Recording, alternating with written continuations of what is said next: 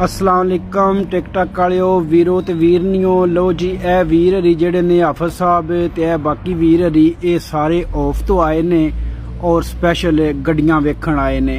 गड्डियां इन्हां नूं माड़ियां चंगियां पसंद आ गईयां ने। मसला साडा प्राइस ते बनदा पिया। मैं इन्हां ना बजो दिल करदा जे दे के ते लै जाओ। ये कहंदे नहीं तुसी प्राइस दसो। हुण तुसी दसो चौधरी की करना जे। सही भाई कहने हैं कोई तुसी हिंट दे दो जिसमें कोई जी गल ना प्राइस दी हो जावे जिसदा दिल दुख जावे। नहीं मेरा नहीं दिल दुखदा। मैं तो तुहानू कह रहा वीर जो दिल करदा दे के टुर जाओ। ओ नहीं जी इतना भी नहीं है जिसमें सब नुकसान। मैं कोने प्राइस दसनी कसम कोने दसनी। आहो तू जो तुहाडा दिल करना तुसां ओ दे के टुर जाना।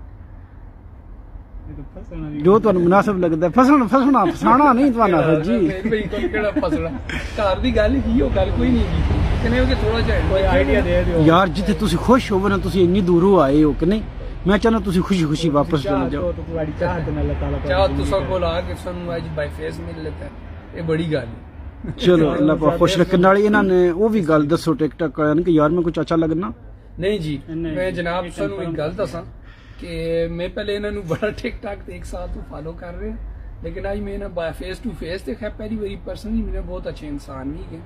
दूजे नंबर ते गल है कि मैं ते चाचा चाचा सारे कहते यार मेहरबानी करो हुण चाचा नहीं कहना इन्होंने जवान बंदे चाचा में चलो जी तुहानू दसने फिर साडा की फैसला होया।